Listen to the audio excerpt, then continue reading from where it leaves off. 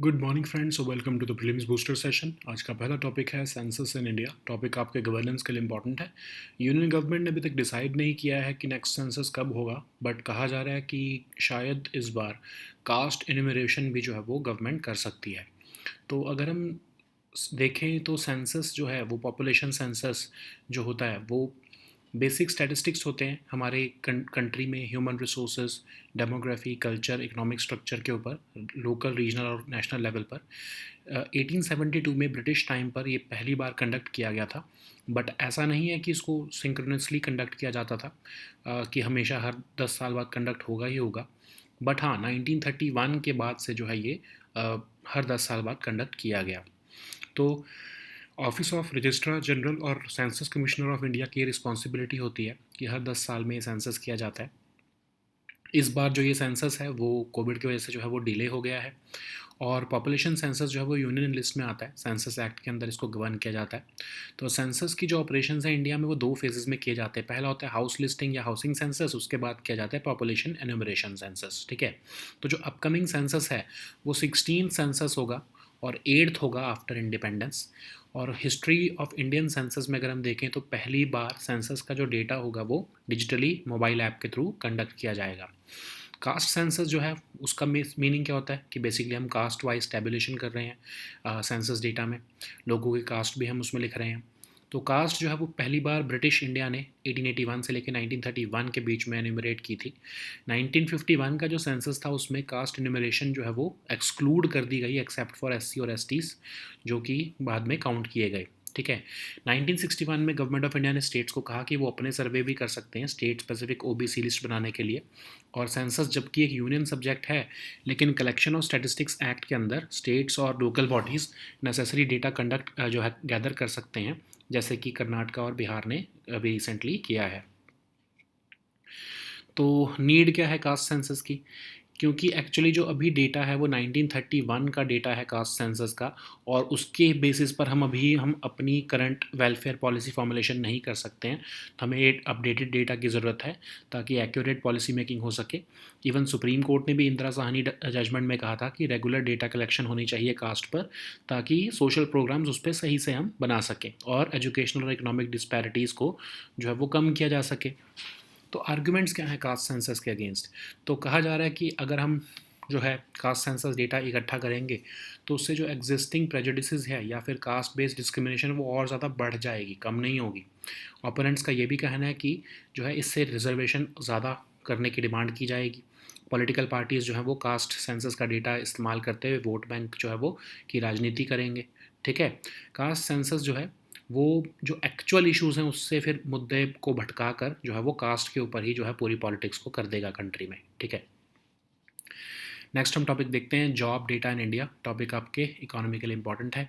PM Modi ने recently claim किया है कि इंडिया ने 8 करोड़ न्यू जॉब्स क्रिएट की ओवर लास्ट 3 to 4 ईयर्स। ये डेटा उन्होंने इंडिया KLEMS डेटाबेस से जो है वो निकाला, और जो कि आरबीआई होस्ट करता है। इस डेटा के बेस के मुताबिक नंबर ऑफ वर्कर्स इंडिया में 56.6 करोड़ से बढ़ के 64.3 करोड़ हुए 2023-24 के पीरियड में, और ये क्लेम सपोर्ट किया गया एसबीआई की रिपोर्ट द्वारा भी। तो लेकिन इसमें मेथडोलॉजिकल कंसर्न्स हैं। ठीक है। जैसे कि इंडिया के EMS डेटा जो है वो एक्चुअली एक एक्सरसाइज थी जो कि आरबीआई ने फंड की थी 2009 में, और इसका एक्चुअल मोटिव तो ये होता था कि industry level total factor productivity को मेजर किया जा सके। और इसमें जो एम्प्लॉयमेंट डेटा होता है वो अलग अलग सोर्सेज से, ऑफिशियल सोर्सेज से जो है कलेक्ट किया जाता है, जैसे कि सेंट्रल स्टैटिस्टिक्स ऑफिस से, सेंसस ऑफ इंडिया से, पीरियोडिक लेबर फोर्स सर्विस से। और आरबीआई इसको डायरेक्टली कलेक्ट नहीं करता है। जो ये डेटा है KLEMS का, इसमें नंबर ऑफ वर्कर्स को जो है वो कैसे डिराइव किया गया है, वर्कर पॉपुलेशन के साथ जो है वर्कर पॉपुलेशन रेशियो को टोटल पॉपुलेशन के साथ मल्टीप्लाई करके। तो क्योंकि कोई ऑफिशियल पॉपुलेशन फिगर्स हैं ही नहीं 2011 के बाद सेंसस के मुताबिक, तो हम कैसे डेटाबेस को सही माने, टोटल पॉपुलेशन को कैसे हम सही माने। ठीक है। तो इसकी वजह से इनकन्सिस्टेंसीज और शायद ओवर एस्टिमेशन जो हैं इस वर्कफोर्स फिगर्स में आ सकती हैं। PLFS डेटा कह रहा है कि जो इंडिया का WPR है, वर्किंग वर्कर पॉपुलेशन रेशियो, वो 34.7% से बढ़ के 41.1% हुआ 17-18 के मुकाबले 2022-23 में। तो जो कि एक उसमें एक सिग्निफिकेंट इंक्रीज़ देखने को मिला हमें रूरल फीमेल WPR का भी। ये राइज़ जो है लार्जली हमें अनपेड सेल्फ एम्प्लॉयमेंट में देखने को मिल रहा है, जो कि खासकर रूरल वुमेन में, खासकर एग्रीकल्चर में है। ठीक है, तो इस डेटा से हमें ये भी पता लगता है कि लिटल मीनिंगफुल या पेड एम्प्लॉयमेंट जनरेट हुई ड्यूरिंग दिस पीरियड। एसबीआई की रिपोर्ट जो है वो क्लेम कर रही है कि नंबर ऑफ वर्कर्स जो है KLEMS डेटा और जो है ASUSE क्या है, जो आपका डेटा अनइनकॉर्पोरेटेड सेक्टर एंटरप्राइजेस के लिए इकट्ठा किया गया है, उनमें भी जो है वो जो जो मिसमैच देखने को मिला है। ठीक है, तो ASUSE जो है वो सिर्फ अनइनकॉर्पोरेटेड नॉन एग्रीकल्चरल एस्टेब्लिशमेंट्स को कवर करता है और उसमें कई सेक्टर्स जो है वो एक्सक्लूड कर दिए जाते हैं। SBI रिपोर्ट ने क्या किया लेकिन कि जो टोटल नंबर ऑफ वर्कर्स हैं वो डिफरेंट डेटाज से जो कि ASUS ने कवर नहीं भी किए थे उनको भी इसमें ऐड करके उस फिगर को एस्टिमेट जो है वो एस्टिमेट को थोड़ा इन्फ्लेट कर दिया है। ठीक है, तो रियल इशू ये कह रहा है कि अभी हमें पॉपुलेशन फिगर्स जब तक सेंसस नहीं आ जाता तब तक हम एक्चुअल जो है वो वर्कर्स का डेटा नहीं निकाल पा सकते हैं। नेक्स्ट हम टॉपिक देखते हैं POCSO act. Topic social issues governance दोनों के लिए इंपॉर्टेंट है। सुप्रीम कोर्ट ने भी कैलकाटा हाई कोर्ट को क्रिटिसाइज़ किया है क्योंकि कैलकाटा हाई कोर्ट ने जजमेंट देते हुए ऑब्जर्व किया था कि पॉक्सो एक्ट को अमेंड करना चाहिए ताकि कंसेंशुअल सेक्सुअल एक्ट्स जो हैं एडोलेसेंट्स जो कि 16 साल से ऊपर के हैं उनको डिक्रिमिनलाइज़ किया जा सके। तो पॉक्सो एक्ट क्या है? ये एक्ट जो है वो गवर्नमेंट ऑफ इंडिया ने 2012 में बनाया था ताकि चिल्ड्रन को सेक्सुअल अब्यूज़ और सेक्सुअल ऑफेंसेस से सेफ गार्ड किया जा सके। तो ये एक्ट क्लियरली डिफाइन करता है कि एक चाइल्ड जो कि एक पर्सन है below the age of 18 years, ये एक्ट फर्दर रिव्यू और अमेंड करता है। 2019 में इसको अमेंड किया गया था, डेथ पेनल्टी दी गई sexual crimes on children commit करने पर। तो इसमें कोई टाइम लिमिट नहीं है अब्यूज़ को रिपोर्ट करने की। एक विक्टिम जो है वो कभी भी ऑफेंस को रिपोर्ट कर सकता है even years after the abuse has occurred. Act forbid करता है disclosure of victim's identity also. ठीक है, नेक्स्ट हम टॉपिक देखते हैं prime minister employment generation programme. Topic economy के लिए इंपॉर्टेंट है। तो KVIC और डिपार्टमेंट ऑफ पोस्ट कोलैबोरेट कर रहे हैं PMEGP की इम्प्लीमेंटेशन के लिए अक्रॉस द कंट्री। PMEGP क्या है? एक सेंट्रल सेक्टर स्कीम है, ministry of micro small and medium enterprises इसको एडमिनिस्टर करती है और ये एम्प्लॉयमेंट जनरेशन अपॉर्चुनिटीज़ दे रही है रूरल और अर्बन एरियाज़ में bye setting up new self employment ventures projects या माइक्रो एंटरप्राइजेस। तो ये traditional artisans, rural urban unemployed youth और जो है उनको इकट्ठा करता है और उनको सेल्फ एम्प्लॉयमेंट अपॉर्चुनिटीज़ देने की कोशिश करता है जितना भी पॉसिबल हो सके उनके प्लेस पर। और कॉन्टीन्यूस सस्टेनेबल एम्प्लॉयमेंट देना भी इसका एक ऑब्जेक्टिव है। वेज अर्निंग कैपेसिटी बढ़ाना वर्कर्स और आर्टिसंस की, ये भी इसका एक ऑब्जेक्टिव है। एलिजिबिलिटी क्या है इसके लिए? 18 साल से ऊपर की एज होनी चाहिए। तो इसमें एक अगर हम प्रोजेक्ट को सेटअप कर रहे हैं तो कॉस्ट उसकी जो है वो अबव 10 लाख होनी चाहिए मैन्युफैक्चरिंग सेक्टर में और अबव 5 लाख होनी चाहिए बिजनेस या सर्विस सेक्टर में। ठीक है, इम्प्लीमेंटिंग एजेंसी क्या है इसकी? KVIC। ओके, KVIC क्या है? तो KVIC एक स्टेचुटरी बॉडी है जो कि आपके KVIC एक्ट 1956 के अंडर आती है और एक एपेक्स ऑर्गेनाइजेशन है मिनिस्ट्री ऑफ MSME के अंडर। तो ये of course development of khadi और अदर विलेज इंडस्ट्रीज़ जो रूरल एरियाज़ में है वो ये जो है वो हेल्प करती है उसके लिए। नेक्स्ट हम टॉपिक देखते हैं धांगड़ कम्युनिटी। टॉपिक आपके जो है सोशल इश्यूज़ के लिए इंपॉर्टेंट है। तो एक लार्ज ग्रुप ऑफ धांगड़ जो है वो रिसेंटली महाराष्ट्र के बुल्धाना डिस्ट्रिक्ट में SDM ऑफिस के बाहर जमा हुए क्योंकि वो ग्रेजिंग कॉरिडोर की डिमांड कर रहे थे अपनी शीप और गोट के लिए। तो धांगड़ कम्युनिटी एक कम्युनिटी ऑफ शेफर्ड्स हैं, गुजरात, कर्नाटका, आंध्र प्रदेश में रहते हैं बिसाइड्स महाराष्ट्र। धांगड़ कम्युनिटी जो है वो विमुक्त जाति और नोमैडिक ट्राइब्स की लिस्ट में आते हैं महाराष्ट्र में। ये एक लार्जली आइसोलेटेड लाइफ जी रहे हैं मेनली इन फॉरेस्ट, हिल्स और माउंटेन्स। धांगड़ हाउस होल्ड जो है वो typically small close net units में रहते हैं जिसमें कि फैमिली एक सेंट्रल रोल प्ले करती है और इनकी पॉपुलेशन लगभग 1 करोड़ है। ठीक है, धांगड़ ट्राइब के अंदर लगभग 20 सब कास्ट और क्लस्टर्स भी आते हैं। ठीक है, जिनके अपने अपने कस्टम्स और ट्रेडिशंस हैं। ये रिलाई करते हैं शीप और गोट हर्डिंग प्रैक्टिसेस पर और ये नोमैडिक, पैस्टोरल और semi nomadic and agrarian lifestyle जी रहे हैं रूरल एरियाज़ में।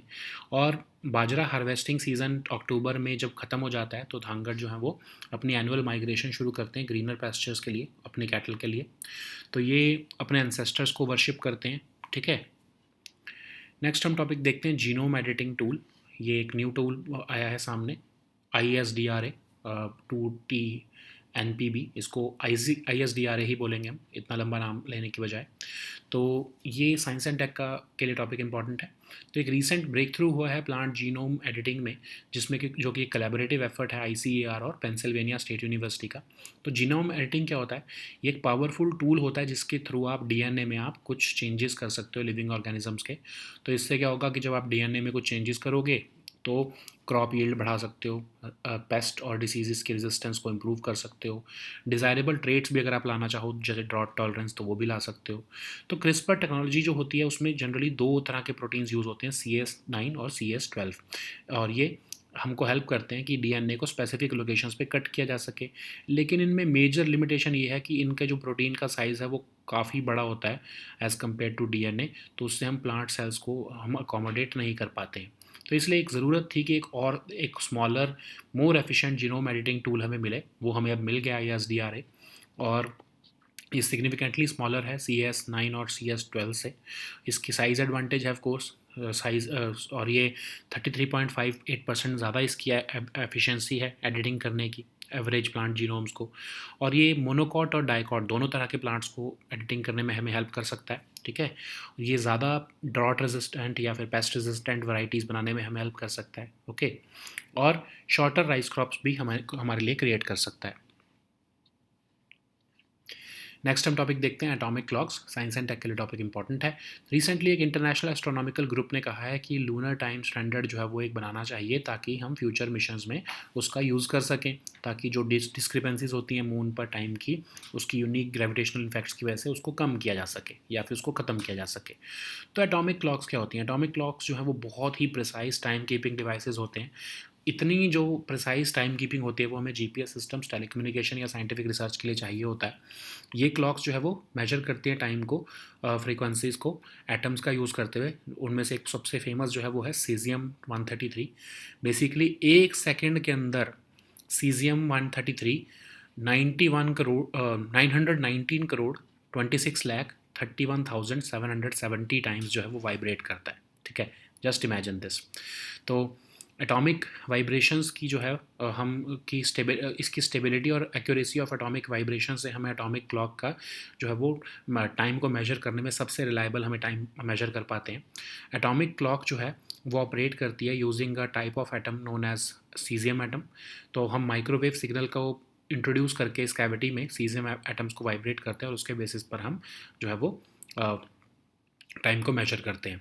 तो सीजियम एटॉमिक क्लॉक सबसे कॉमन है, लेकिन उससे भी ज़्यादा जो एक्यूरेट हैं वो हैं हाइड्रोजन मेजर एटॉमिक क्लॉक्स। तो एक न्यू लूनर टाइम स्टैंडर्ड की क्यों ज़रूरत है? लूनर टाइम स्टैंडर्ड की इसलिए ज़रूरत है क्योंकि लूनर स्पेसक्राफ्ट या सैटेलाइट्स जो जाते हैं वो प्रिसाइज टाइम कीपिंग के हिसाब से जा सकें और communication between satellites, astronauts, lunar basis और अर्थ अच्छे से हो सके। मून की जो ग्रेविटी है वो कम है, इसलिए जो मून में जो है वो टाइम थोड़ा कम एज़ कम्पेयर टू अर्थ थोड़ा तेज़ी से बढ़ता है, ठीक है। तो एक अर्थ बेस्ड क्लॉक जो है वो अप्रॉक्सीमेटली 7 माइक्रो सेकेंड्स पर अर्थ डे जो है वो लूज़ करेगी एज़ कम्पेयर टू अगर हम उसको मून से ऑब्जर्व करें तो, ठीक है। तो अर्थ का टाइम स्टैंडर्ड कैसे वर्क करता है? हमारे यहाँ पर तो कोऑर्डिनेटेड यूनिवर्सल टाइम है जो कि ग्लोबल टाइम स्टैंडर्ड है, जिससे कि कंसिस्टेंसी रहती है ग्लोबली हमारे टाइम की। UTC को कौन मेंटेन करता है वर्ल्ड में? International bureau of weights and measures, जो कि पेरिस बेस्ड एजेंसी है, ओके। नेक्स्ट हम टॉपिक देखते हैं लूनर मैग्मा ओशन। टॉपिक आपके साइंस एंड टेक के लिए इंपॉर्टेंट है। तो रीसेंट फाइंडिंग्स जो है इंडिया के चंद्रयान मिशन 3 की, उसमें उससे एक रिन्यूड इंटरेस्ट सामने आया है लूनर मैग्मा ओशन थ्योरी पर, जो कि एक क्रूशल कंसेप्ट है हमारी प्लानिटरी साइंस में, जो कि एक्सप्लेन कर रहा है कि मून कैसे अर्ली फॉर्म हुआ था। तो चंद्रयान के जो प्रज्ञान रोवर है उसने एक रॉक टाइप डिस्कवर किया है जिसका नाम फेरोएन एन एनॉर्थोसाइट है, और वो लूनर साउथ पोल रीजन में डिस्कवर किया गया है। और ये इस डिस्कवरी से हमें पता लग रहा है कि अपोलो और लूना मिशंस ने भी जो कहा था कि ये रॉक्स जो हैं वो रेमनेंट्स हैं उन एंशियंट मैग्मा ओशन का जिससे कि मून एक टाइम पर कवर था। तो लूनर मैग्मा ओशन थ्योरी क्या है? ये एक हाइपोथेसिस है अर्ली स्टेज के बारे में मून की हिस्ट्री की, कि जो एंटायर सरफेस था मून का वो एक टाइम पर मॉल्टन स्टेट में था। तो एक जो है मार्स साइज बॉडी का एक प्लैनेट अर्थ के साथ जब कोलैप्स हुआ, उससे जो है मून बना है, ठीक है। तो फेरोन एनर्थोसाइट जो है वो बेसिकली वो मैग्मा था जिससे कि मून बना है, और ये मैग्मा जो है वो कूल हुआ, सॉलिडिफाई हुआ, डिफरेंट मिनरल्स जो है क्रिस्टलाइज हुए अलग अलग डेप्थ्स पर, ठीक है। तो बेसिकली इसकी इंपॉर्टेंस ये है कि इससे हम मून की जियोलॉजिक हिस्ट्री को समझ पाएंगे। तो इसकी साइंटिफिक इम्प्लीकेशंस क्या है कि जो ये फेरोन एनॉर्थोसाइट है, ये सपोर्ट कर रहा है उस थ्योरी को कि मून की जो अर्ली क्रस्ट थी वो एक्चुअली ग्लोबल मैग्मा ओशन था, ठीक है। और वो कूल होने के बाद जो है वो अर्थ की तरह वो मून की तरह बन गया है। मून ने कोई सिग्निफिकेंट वॉल्केनिक एक्टिविटी या प्लेट टेक्टोनिक जो अर्थ की तरह है वो नहीं फेस की है, ओके। तो इसका जो है थ्योरी जो है हमारे लिए मून की हमको एक्सप्लेन कर रही है कि मून जो है वो डेब्री से बना है, कोलिजन हुआ था अर्थ और एक रोग प्लानिटरी बॉडी के बीच में, उसकी वजह से जो है वो मून बना है, okay. So now let us see all these topics in English.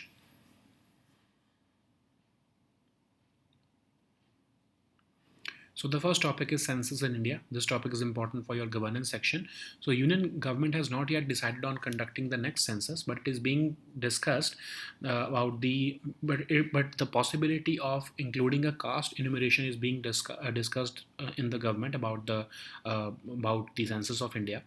So census in India is the population enumeration exercise, which is giving basically the basic statistics on the state of human resources, demography, culture, and economic structure at local, regional, and national level. So it began in the year 1872 when the first census was conducted non-synchronously, and the census enumeration exercise in India is carried out in every 10 years. Okay, so the responsibility of conducting the decadal census rests with the Office of Registrar General and Census Commissioner of India, Ministry of Home Affairs, and the population census is listed in the Union List or Entry 69 of 7th Schedule of Indian Constitution. So census is conducted through the provisions of Census Act of 1948, and the census operations in India have been carried out in two phases. First is the house listing and housing census phase, and the second one is the population enumeration.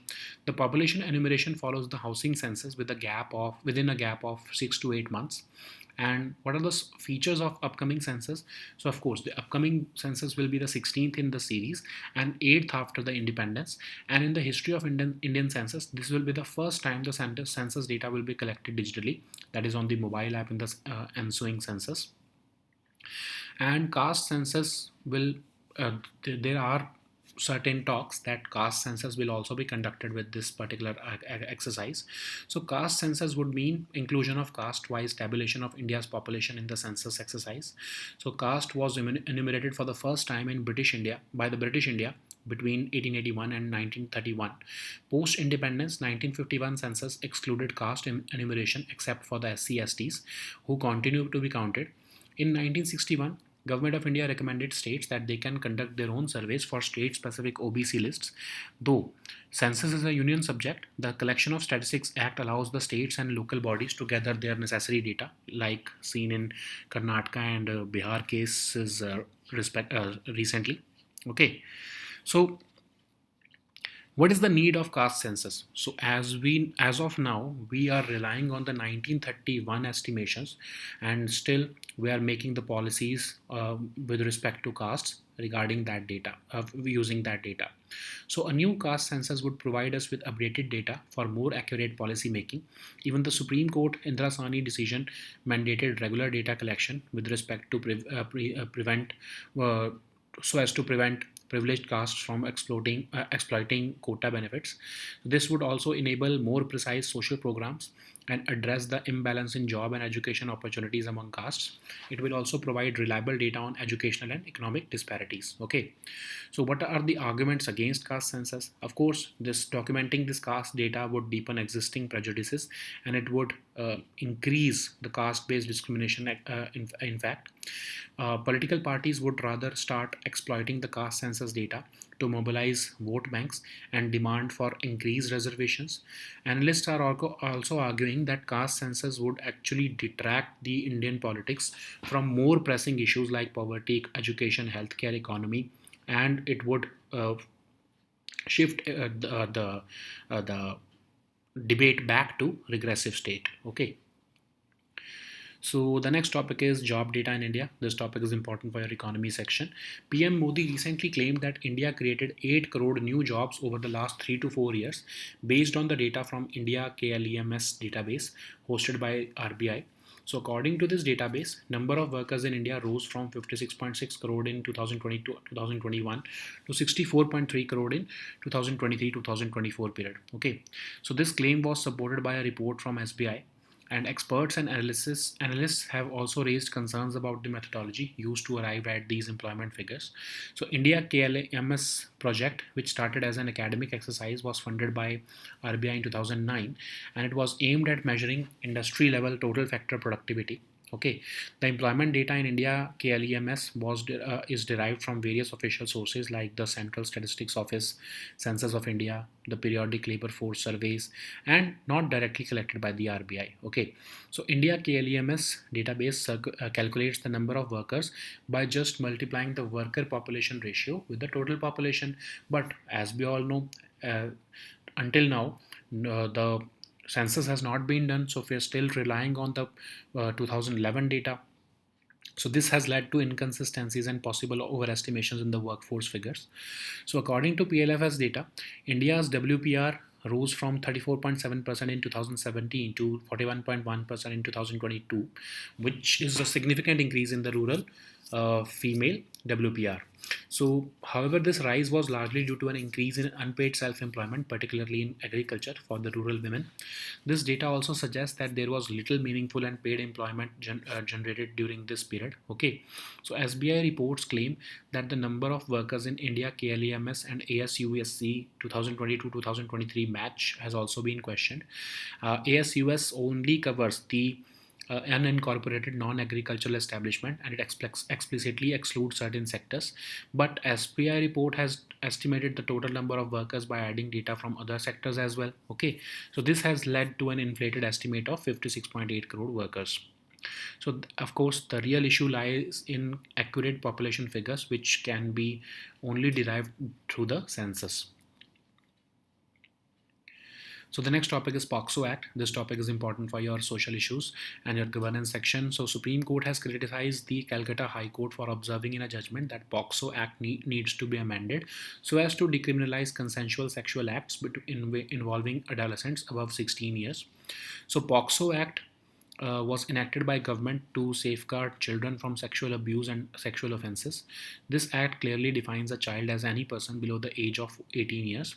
This act was further reviewed and amended in 2019 to introduce more stringent punishment, including death penalty for committing sexual crimes on children.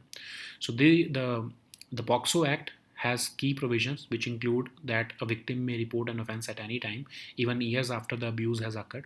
The act also forbids the disclosure of the victim's identity in all forms of media. Okay. So the next topic is Prime Minister Employment Generation Program. This topic is important for your economy section.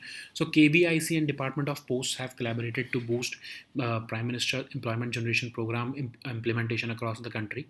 So this is a central sector scheme administered by the Ministry of MSME. Okay, the aim is to generate employment opportunities in rural as well as urban areas of the country and setting up of new self-employment ventures, projects, or micro enterprises. This will bring together widely dispersed traditional artisans, rural and urban unemployed youth, and give them self-employment opportunities and also provide them continuous and sustainable employment. It will also increase their wage earning capacity. Okay, so individuals above the age of 18 years are eligible for this scheme benefits. There will be no income ceiling or for assistance for setting up projects under the scheme. And for setting up of projects costing above 10 lakhs in the manufacturing sector and above 5 lakhs in the business or service sector, the beneficiaries should possess at least 8th standard pass educational qualification. And of course, KVIC will be implementing this scheme. KVIC, as we know, it's a statutory body established under the KVIC Act, and it's an apex organization under Ministry of MSME, and it plans, promotes, organizes, implements the programs for the development of khadi and other village industries at the rural level. So the next topic is Dhangad community. This topic is important for your social issues. So a large group of Dhangads recently marched to the office of sub-divisional officer in Buldhana district of Maharashtra, demanding a grazing corridor for their sheep and goats. So Dhangad community is a community of shepherds They live in Gujarat, Karnataka, Andhra Pradesh, besides Maharashtra, and they are also part. They are on the list of Vimukta Jati and nomadic tribes in Maharashtra. They live a largely isolated life, and they live mainly in forest, hills, and mountains. They are typically small, close-knit units. Their households are typically small, close-knit units where family plays a central role. Their population is estimated at about 1 crore, and they have around 20 subcastes and clusters as well. They rely on sheep and goat herding practices. They practice both nomadic pastoralism and semi-nomadic and agrarian lifestyles in rural areas. They worship their ancestors. Okay, so the next topic is genome editing, ICDRA to TNPB. So we'll call this only ICDRA.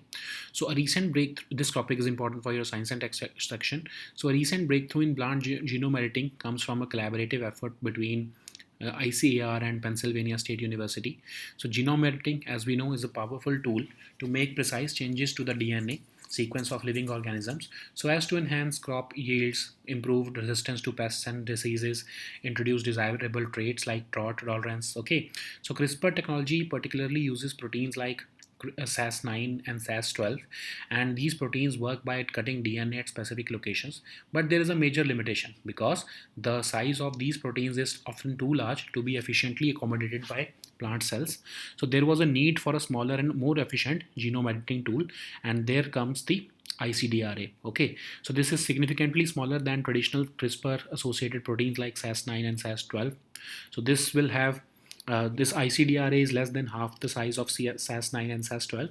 That's why it has demonstrated a higher efficiency in average plant genomes. It will be effective in editing both monocot and dicot plants, and it could help develop more pest resistant varieties as well. Okay, it will also help us in creating shorter rice crops which are less prone to damage during cyclones. Okay, so the next topic is atomic clocks. This topic is important for your science and tech section. Recently, an international astronomical group has called for a lunar time standard to facilitate future missions so as to address the time discrepancies on the moon due to its unique gravitational effects. So atomic clocks are the most precise timekeeping devices, and they are critical for applications requiring extreme accuracy like GPS systems, telecommunications, scientific research. So these clocks measure time using the resonant frequencies of atom like cesium 133. So in atomic time, 1 second is defined by the time it takes for a cesium atom to vibrate 919 crore 26 lakh 31,770 times. So basically, it's the stability and accuracy of atomic vibrations make atomic clocks the most reliable devices for measuring time.